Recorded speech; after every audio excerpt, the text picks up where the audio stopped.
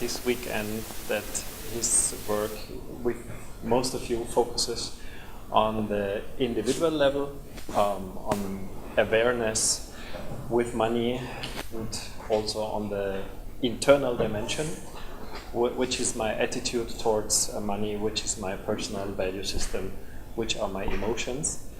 And I will talk a bit more about the external phenotype of money, the financial and monetary system, and also the collective dimension. Am only I treating in a certain way with money, or could also we shape and configure the monetary and financial system in a democratic way? This is meant with money as a public good. The thought behind is that money is an extremely important and essential infrastructure, not only for the economy, but for our lives. And with that importance and with that power that it has, potentially has, and also in fact has, it can be both. It can be a weapon and it can be a useful tool. And all depends on the rules thanks to which we shape and configure the monetary and financial system. And I will make a plea for shaping this financial and monetary system in a democratic, transparent, and an ethical way, which at the moment is not the case because we are lacking of awareness about not only what is money, we've heard a lot about that, but also the legal framework in which the monetary and financial system unfolds. I would love to make a last preliminary remark on what Jörg said in the end, because I felt curiosity and about your idea of breaking the state monopoly of the currency issuance. And I thought immediately, before thinking what could come after breaking the monopoly of the state's currency monopoly, who would break it? Because I think it would be an extremely difficult challenge or task to break it, in case we want to break it. And there is, I think, a historical anecdote which I have to tell because it happened so close here. Karin already told us about her father who bought the farming land in order to avoid being hungry, because he smelled when Hitler spoke before the war. He smelled that another war would come and hunger would come back. And in almost the same time, during the Great Depression in Europe, where the economy was plummeting and unemployment was rising in double-digit terms, in Wörgl, which is very close from here, the opposite happened. The economy grew with double-digit rate, and unemployment went towards zero. And the point was, the reason was a different monetary system with a kind of negative interest built in. And although the experiment was extremely successful and Wörgl was flourishing, and everywhere else the natives got to power in perfect and clean parallel to the rising unemployment. Without that, the natives would not have the least opportunity. Wörgl flourished, but the experiment was forbidden by the Austrian National Bank in order to conserve the state monopoly. And jumping back to now, I'm, amongst others, I'm the initiator of the project Bank for the Common Good, which is now a cooperative with 6,000 cooperativists, and we applied for a banking license. Not yet a full banking license, but a small banking license, just for current accounts. And it was denied to us by the Austrian Financial Supervision Authority, although our application comprised more than 500 pages of legal text. But the authority denied it and said it's so incomplete that we don't even check its content. And the same happened in Croatia with the ZEF, the same happened in Belgium with Newbie. 15,000 cooperativists were simply denied the banking license, and with Fiara in Spain. So there is a system behind, and it is almost in the same week the Industrial and Commercial Bank of China got a full banking license, and the Industrial Bank, Commercial Bank of China is twice as big as the German bank, with a total assets of $3 trillion and the annual net profit, which is half the Republic of Austria's state budget. And then, you get another license. And this just as an introduction and linking to what Jörg said, and opening up a bit the floor to my proposal. A financial system is part of the economic system. And that's why before diving deeper into the monetary and financial system, I'd like to introduce my main work with this, which is an alternative model for the economy for the common good, theory of change, which started in 2010 and is spreading since then to more and more countries. Maybe you think that only a part of the population is dissatisfied with the current economic order, but there are several surveys that have a clear result that large majorities, both in poor countries and in rich countries, say that the current economic and financial order is not at the service of society and the planet, which means our children and grandchildren. And the good message is that there are plenty of alternatives, which is the answer of these alternatives to Tina. Tina is a saying of Margaret Thatcher, there is no alternative, the Iron Lady, and the answer is there are plenty of alternatives. And Tina, Margaret Thatcher is famous for Tina, but I think even more important to remember is her other saying, which is there is no such thing as a society. She said, we are individuals, we are men, we are women, but there is no such thing as a society. So if we consider that we are both, we are individuals whose freedom shall be protected, whose dignity shall be respected, but at the same time we are social beings, and we depend on each other's and our bonds. And Margaret Thatcher, what she said, only this dimension, we are only this dimension, and we eliminate the other, the collective dimension. So it's an extreme reduction and impoverishment of our self-image as humans. And as a consequence, there is no social security anymore, there is no social cohesion and solidarity as a goal anymore, there are no public goods anymore, and of course there is no democratic sovereign if you're only individuals with only individual rights. I just touched this issue, but I think what we are witnessing today is the logical consequence of this saying, which was just summarized by Margaret Thatcher. The progressive atomization, individualization, competition and even counterpetition, and isolation of more and more individuals. Yes, economy for the common good is the latest in the list because it's quite fresh and new. We started in 2010, but it's a holistic alternative. It's a theory of change. It's a movement of, meanwhile, several thousands of active persons, companies, municipalities, universities, and local governments. And we also have prepared a democratic process to empower ourselves. We are the citizens, the democratic sovereign, to change the system, the economic system, or, which will become relevant in the second step, the financial and monetary system. Because my bet is the state will not give up its monopoly voluntarily, and I don't see any other force that could have the power to break the state monopoly or to change any fundamental rule of the current monetary and financial system.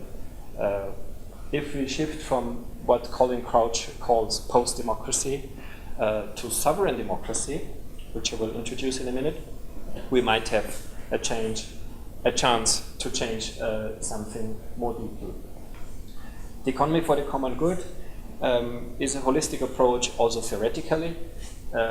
We propose that the economy is not an end in and of itself, but it's a certain tool of human and democratic societies with their values, which is not greed and unlimited growth and competition, but it's cooperation and dignity and solidarity and sustainability. And that's why the overarching goal of economic activities shall be the common good, and money shall just be a means. Is it something new? No. It's as old as Aristotle and much older, but he wrote it down and we can read it in his writings. And something very valuable of his heritage is that he distinguished two terms, two concepts of understanding and practicing economy. The first is the name-giving, oikonomia, and he says in oikonomia, money is just the means to serve the actual goal, which is the well-being of all household members. Oikos, the house. Nomos are the rules thanks to which we manage the house in order to achieve a goal, a telos, which is the well-being of all household members. And now he said, if the means, the money or the capital turned into the goal of our economic endeavors and activities, this by definition would not be oikonomia anymore, but its opposite. Its opposite, krematistike, in ancient Greek, the art of earning money and to get rich. Today we call it capitalism. And the insight of Aristotle was to recognize economy and capitalism as oppositions. That's very, because today we consider them the same frequently. And that's because economists don't distinguish between economics and pragmatistics. In capitalism, as the word already suggests, capitalism, the increase of capital is the highest goal. Does not mean that dignity or sustainability or social cohesion or democracy are no goals. But in the case of trade-off, they have a lower value than the increase of capital. That's the perversion in the criticism of Aristotle. And economy actually is an economy for the common good. It's actually a tautology, a redundancy. But crematists made us forget the original meaning of economy. And the good message is that constitutions, if we look them up, they remind us of these two versions to understand the economy, and all of them opted for economy against capitalism. No matter which constitution you look, there is no constitution in a democratic country that enshrines or that empowers capitalism as the legal structure. All of them, if they make a choice between oikonomia and capitalism, chose oikonomia. And why is that important?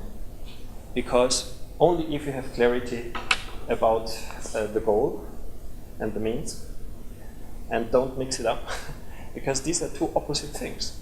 If the money is the means, this is the opposite of a system in which money is the goal. That's so important that I make a graphic for you. So this is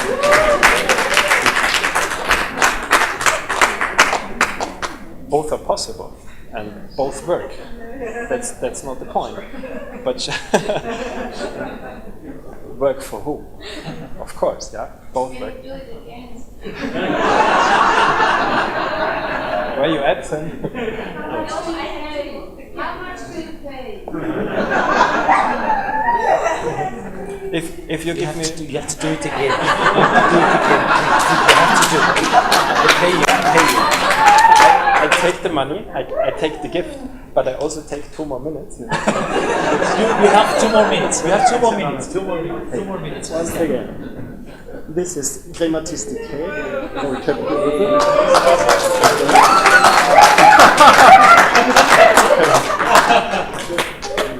This is economia, which maybe works for more people. That's already a guess. And why it's so important?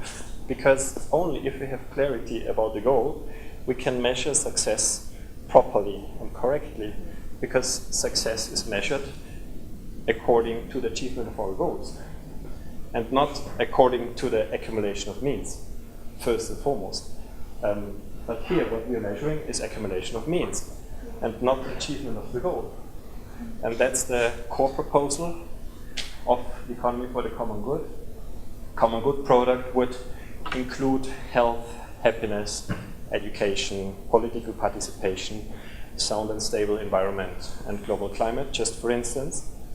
And the common good balance sheet makes a dream of Adam Smith come true, which is the reliable linkage of individual success of a company and the whole society, which in Thatcher's world doesn't exist. That's why we stare just at the financial figures, but if there is also society, we ask, well, what's the wealth of the society? And then we recognize which are the fundamental values and the common goods of the society. And then we can ask, what can a company contribute to the fundamental values and of a society and their common goods? And measure them thanks to a visible hand, because an invisible hand can't do a good job, because it's not described, it's not effective. Only a visible hand can be effective. And the common good balance sheet measures all these things. Is the product meaningful? What's its environmental impact on the climate? What's its effect on the social cohesion and distribution? On gender equality, human dignity, democracy, and now very important, different to CSR in the original versions, which is voluntary and greenwashing in the worst case. We ask for full analogy between the financial balance sheet and the ethical balance sheet. There's only one legally binding standard. There shall be only one legally binding standard with the ethical balance sheet. The financial auditor audits the financial balance sheet. Ethical auditor audits the ethical balance sheet. The result is not only public on all products will have to tell us the whole story. They have to be transparent. Only with full information we can take rational choices, and only then markets can be efficient. That's textbook theory. And in the second stage, we can correct this misrelation of prices to consumers.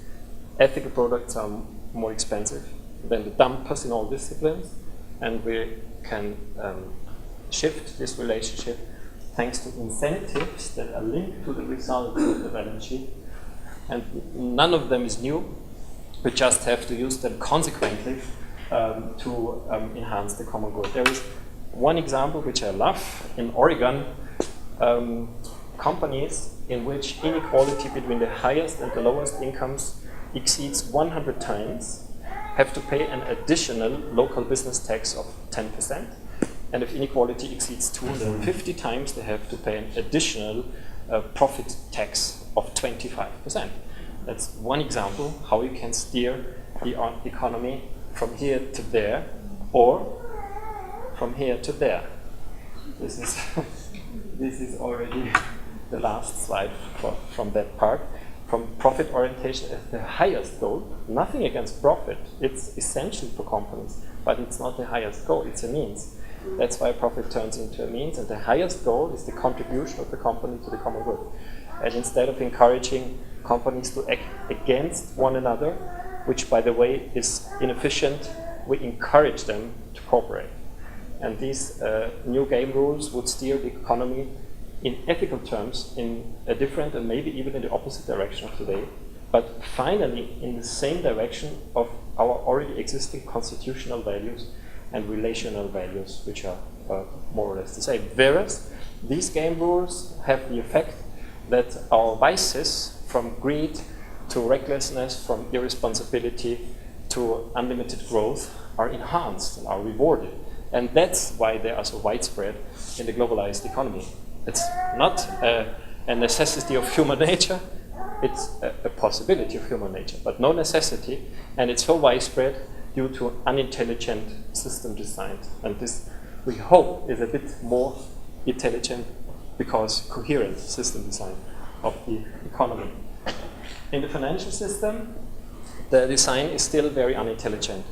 That's why this short list could be enlarged by many more phenomena, and none of them is illegal. None of them is illegal. All of them are legal. And there are two problems. One is the mindset. There is an economic theory which believes, actually it's a belief more than a theory, but it's also, Eugene Farmer got the so-called Nobel Prize, which doesn't exist, but he got it. And it means that it's also a theory and not only a belief. A different approach would be that money is a public good. What does it mean? It does not mean that the state is the owner of money. That's not meant. It's meant that money is consequently considered as a means and never as the goal of any of our activities. It secondly should serve the common good or any other set of goals that we agree upon as our constitutional values. Neither the common good we have invented nor any other fundamental value from human dignity to sustainability we have invented. We just found them already in our constitutions, and our actually humble proposal is to make money consequently serve these already existing constitutional and fundamental values.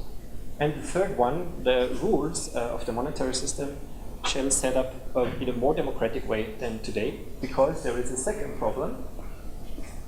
He was the former senior economist of the IMF, and when they end their official charges, they become more honest. But I think it's not a conspiration theory. It's a personal, professional experience from somebody managing one of the most powerful institutions. This is one reason for it. And the answer is already against this. We cannot cope with money because money is too concentrated, but we can cope with democracy. And sovereign democracy as an alternative to post-democracy is meant literally, as always in my work and books. Sovereign comes from Latin and means literally to stand above all. A sovereign instance exists in many state forms. In a monarchy, the sovereign instance is the king or the queen. In a democracy, it's the people. And if we really stood above everything, then we were the instance to write the highest document, which is the Constitution.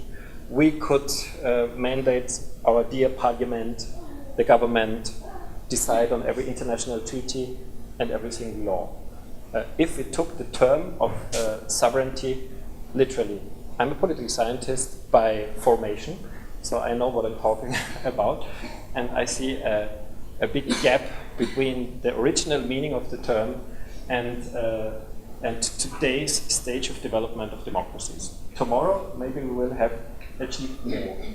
And our strategic proposal to start the process is on the smallest level, which is municipalities. In Alpbach, in Wörgl, in Salzburg, or in Munich, we could gather as free and sovereign citizens and pose the most fundamental questions. After having dealt with money, after having meditated on the function and the purpose of money, maybe after a couple of years of understanding money, we are ready to answer not the details. We are talking about 10 to 20 questions.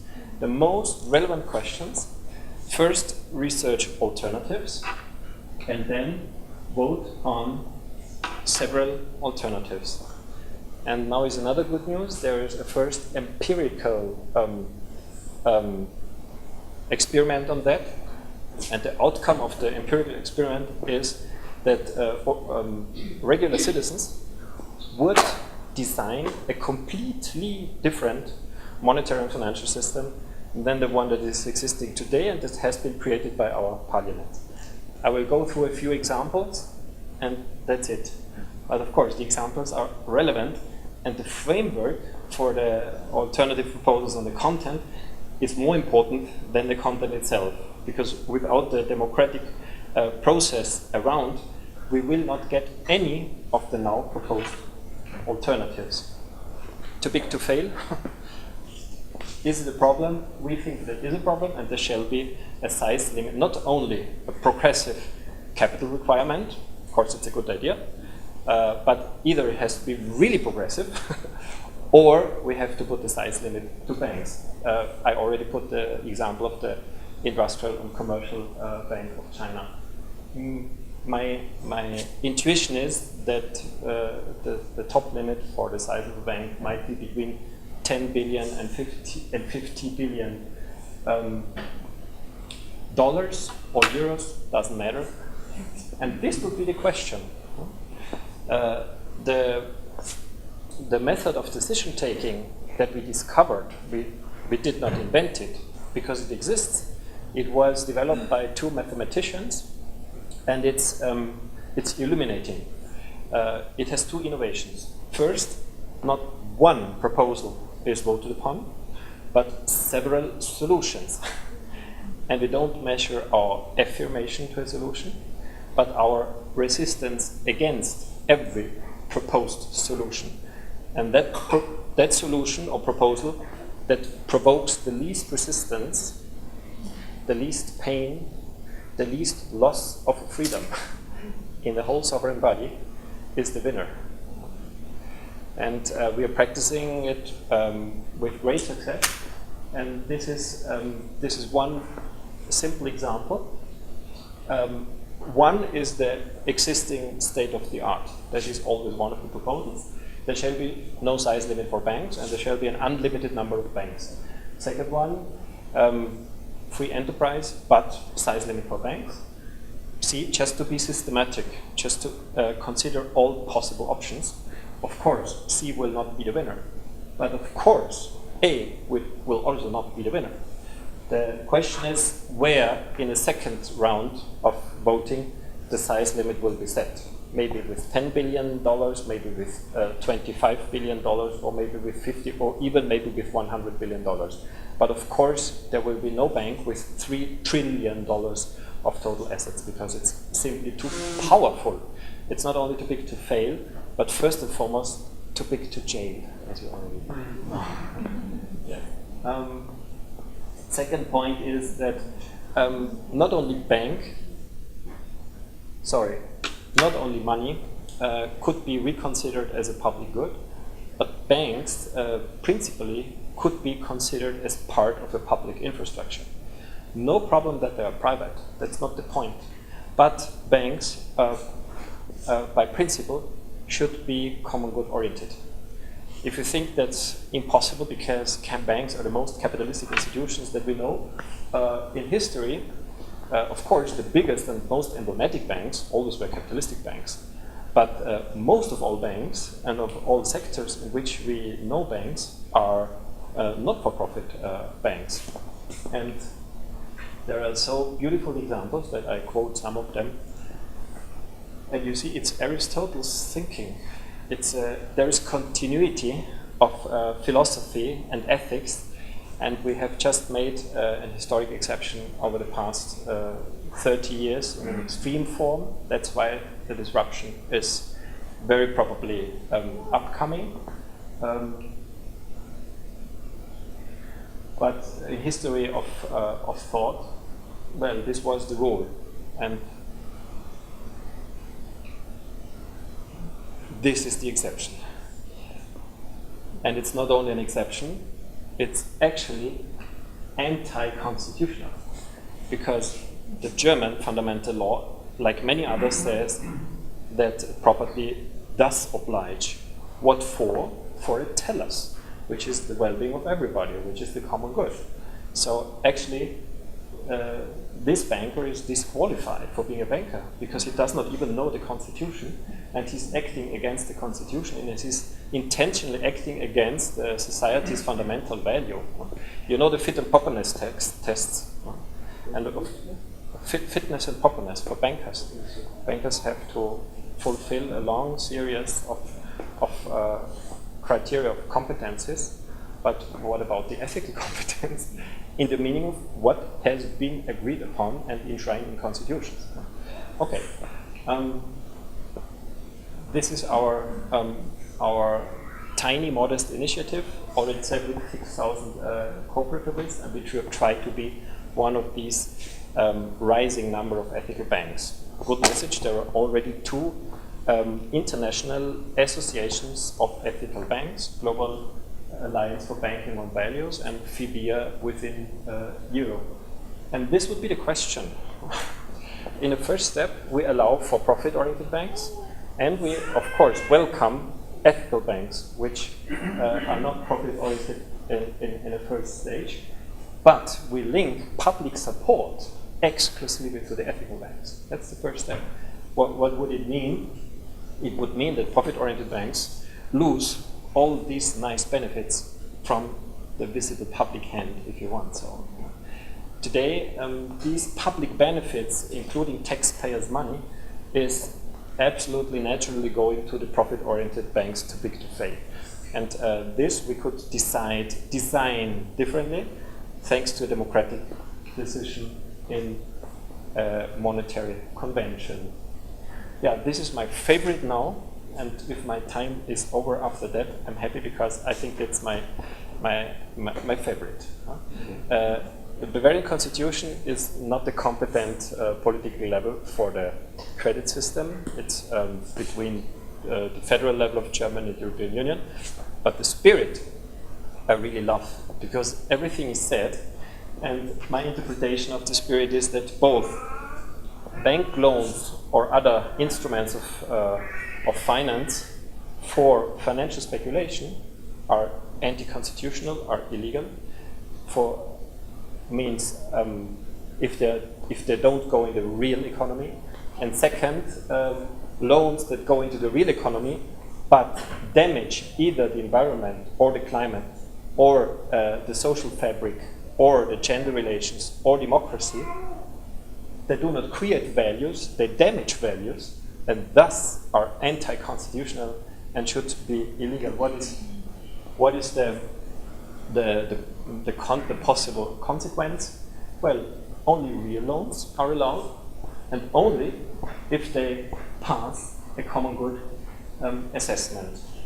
This would be the question, and our cooperative is already doing, similar to other banks.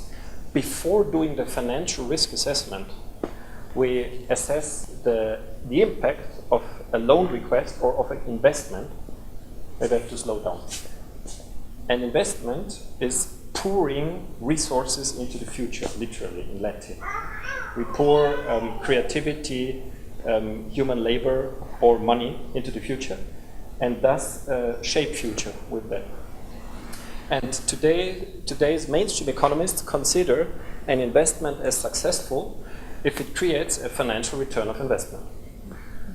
And if the ROI is double digit, they don't say, oh my God, now we have exaggerated. They say, yeah, double digit return on investment.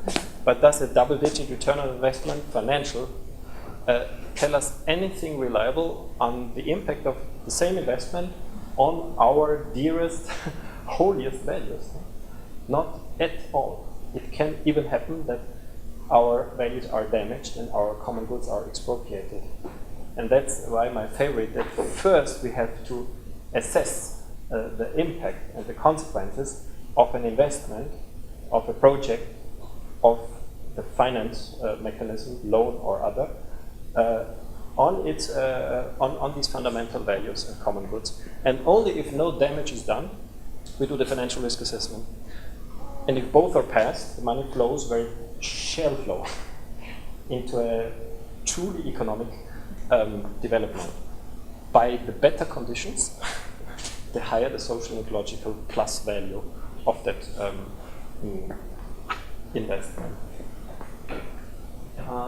Yes, I already mentioned the negative interest system. I don't have the time to dive in, but I have the time to touch it. And the proposal is to switch from a positive interest system, which creates extreme wealth for the few and scarcity for the masses, to a negative interest system, which creates security and wealth for the masses and a bit less of wealth for the wealthy. We're talking about net interest losers, net interest winners in a systemic perspective, not just looking on my savings book. That is not the full picture. And almost already the last point, we would ask questions which we don't usually pose to ourselves. The Austrian central bank, since only 10 years, is 100% public. The Swiss central bank is 80% public and 20% private. Is it a good solution? The Italian central bank is 100% private. I think it's not the best solution that we can have. And of course, who gives the mandate? And just to show, it can make a huge difference which mandate and who gives the mandate to the central bank. The European Central Bank, price stability, more important than everything else. Federal Reserve, full employment and price stability are equally high goals, but none of them says that part of these two goals, which are equally important, we could also create money. Although constitutions and laws says that the monopoly to coin money, and there we go again, is the state's right. Today, only cash money is coined or minted by the state, but digital money, which we use for our daily payments, is exclusively issued by commercial banks. 100% of that digital money. And there is a proposal to enlarge the central banks, of course the democratic central banks' monopoly to issue money from cash to also digital money, and make us all winners of the creation benefit of money. Different from today, money would not enter in circulation as a credit with an interest burden. It would, different from that, enter into circulation as a gift from the state bank to all of us. And the effect would be a by far more just distribution. And it's a very complicated issue, so I don't dive deep. I again just touch it, but remembering that the first thought came from the Great Depression again, but it was not implemented. It was rechecked by the International Monetary Fund in a non-official paper, but they did not only confirm the prophecies of Irving Fisher and his fellows, but they found even more advantages if we implemented such monetary reform. About the functioning, I offer you as a gift a 10-pager, because it's a really difficult topic, and I try to write an introduction that is really understandable, how it works and which are the advantages. My favorite is the benefit for money creation. We call today seigneurage. And seigneurage comes from the French aristocrat, the seigneur. Of course, he was an aristocrat, and he had the right to issue money. And we still use the word seigneurage, which is a feudal term. And in a sovereign democracy, of course, the sovereign mandates its own central bank to issue the money, and the benefit from the public money creation is then a sovereignage instead of a seigneurage. Just that as a teaser. And this would be the question. And the Swiss referendum failed due to different reasons, but the most important reason is there was just one proposal. And if there is just one proposal, no meaningful voting is possible. I can give you more examples, but at least there have to be 2 options. And only if there are at least 2 options, you can make a meaningful voting on decision. And these, I tried to put it as simple as possible. These would be the alternatives on which to vote. And I'm quite sure that B would be the winner and not A. Would you include, given your earlier point, a 9C that other institutions are also able to create money? Of course. 2 is the minimum, and the process takes 6 months to find the best alternatives, not 84. That's deliberative democracy.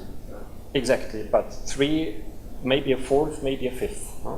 Usually between 3 and 7 alternatives are found because there are different alternatives, and all of them are voted upon under equal conditions. So this is why we need democratic change in parallel with money change to have these sorts of new That, That's a strong interest of one. I agree, and that's why I tried that the democratic change is the core, and the content, the change is the rest. Is almost is a consequence. Last point, and I'm already done. We still have no cooperation at the international monetary level, although there was made a very intelligent and even, I would say, lucid proposal by John Maynard Keynes in 1944 to establish. And what's better, it's not only monetary cooperation, it's also trade cooperation. And what Keynes proposed was not only creating a reserve, actually a complementary currency, but not on the local level, but on the global level, for international trade.